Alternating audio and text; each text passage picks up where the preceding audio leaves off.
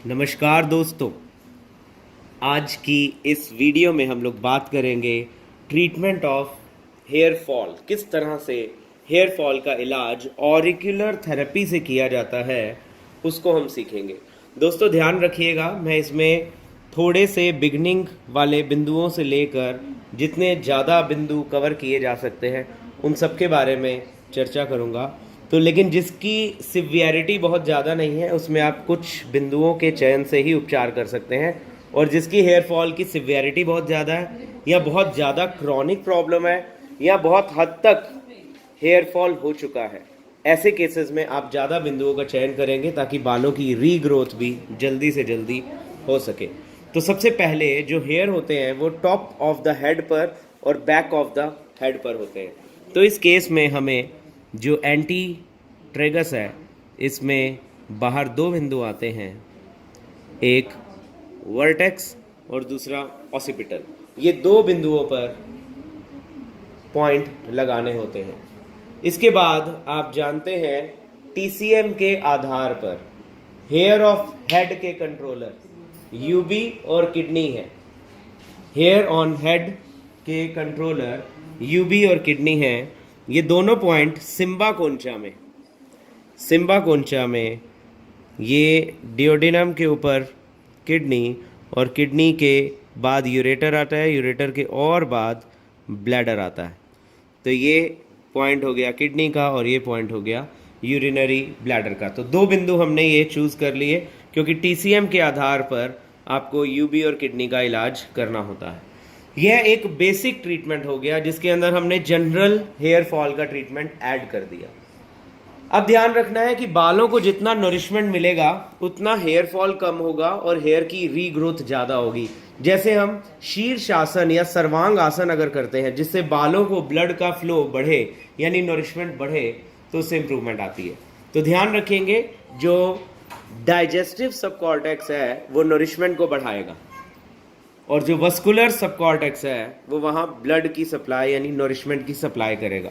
तो नरिशमेंट शरीर में बने ज़्यादा उसके लिए, और जो नरिशमेंट बन रहा है जनरेट हो रहा है वो बालों तक पहुँचे उसके लिए वस्कुलर सबकॉर्टेक्स।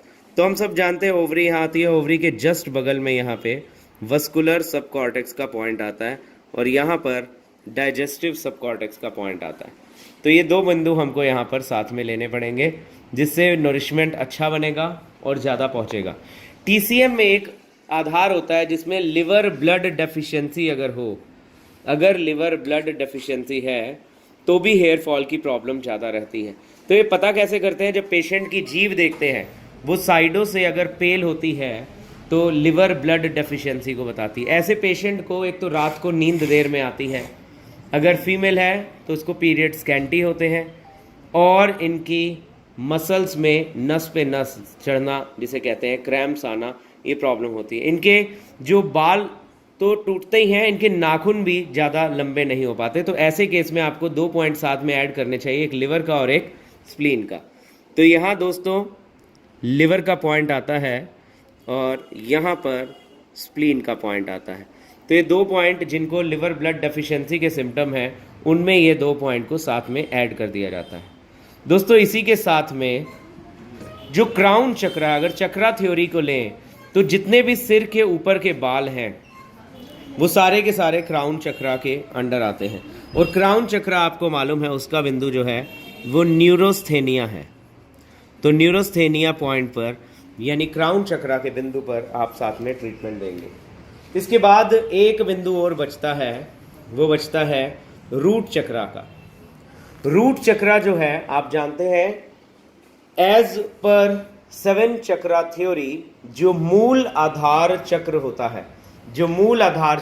है, वो रिस्पॉन्सिबल होता है सिर के बालों का, सिर के बालों की रूट्स का।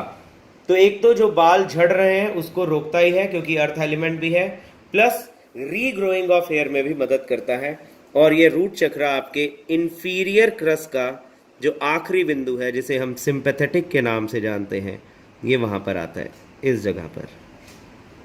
तो दोस्तों ये एक ऐसा आपका फुल प्रूफ फार्मूला बन जाता है जो हेयर फॉल की प्रॉब्लम को ठीक तो करता ही है, प्लस साथ ही साथ में रीग्रोथ ऑफ दी हेयर्स में भी मदद करता है।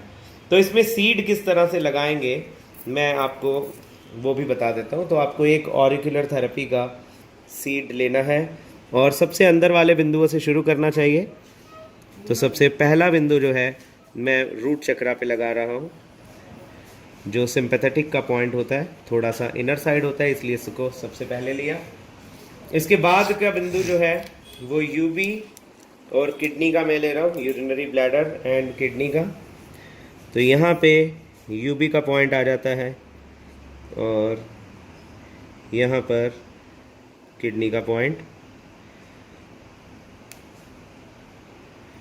इसके बाद लिवर और स्प्लीन। तो मैंने जहाँ जहाँ मार्क किया था मैं उन्हीं बिंदुओं पर सीड्स लगाकर आपको दिखा रहा हूँ। तो इसके बाद के जो दो बिंदु हैं वो एक लिवर है और एक स्प्लीन है। तो ये दो बिंदु भी हमने यहाँ पर लगा दिए। इसके बाद डाइजेस्टिव सबकॉर्टेक्स और वस्कुलर सबकॉर्टेक्स। डाइजेस्टिव सबकॉर्टेक्स और वस्कुलर सबकॉर्टेक्स। तो डाइजेस्टिव सबकॉर्टेक्स का पॉइंट पहले लगाया क्योंकि वो इनर साइड होता है, और वस्कुलर सबकॉर्टेक्स का बाहर की तरफ। इसके बाद दो पॉइंट आते हैं जो हमने देखे सबसे पहले, वर्टेक्स एंड ऑसिपिटल के। Vertex and occipital. तो ये जो बिंदु है ये ऑसिपिटल का लग गया, और जो ये दूसरा बिंदु है ये है उसके एकदम बगल में वर्टेक्स का लग गया। इसमें टेप ओवरलैप करती है, उससे घबराना नहीं चाहिए, क्योंकि आप जब प्रेशर देते हैं तो सीड का प्रेशर पर्टिकुलर बिंदु पर पूरा पड़ता है। इसके बाद आखिरी बिंदु रह गया क्राउन चक्रा, जो न्यूरोस्थेनिया का बिंदु है, और इस तरह से इस पे ये सीड लगा देंगे। तो दोस्तों यह जो बिंदु हैं आपने एक बार लगा देने होते हैं, फिर 2 हफ्ते में एक बार इन पॉइंट्स को बदलना है। 2 हफ्ते में एक बार इन बिंदुओं को बदलना है। तो आप यह ट्रीटमेंट एक बार करेंगे लेफ्ट ईयर पर और दूसरी बार करेंगे राइट ईयर पर। मतलब जब भी आप ट्रीटमेंट दें तो प्रेफरेबली यह पॉइंट एक कान पर लगा दें, और जब दूसरी बार वही क्लाइंट आए तो यही पॉइंट दूसरे कान पर लगा दें। दोस्तों मैं उम्मीद करता हूँ यह वीडियो यूज़फुल रहेगी, इन्फॉर्मेटिव रहेगी, और आप इन बिंदुओं का उपयोग डेफिनेटली करेंगे, और जो भी इसके रिजल्ट हैं वो हमारे साथ ज़रूर शेयर करेंगे। तो हेयर फॉल की प्रॉब्लम में जनरली ट्रीटमेंट 3 महीने तक ज़रूर देना चाहिए। धन्यवाद।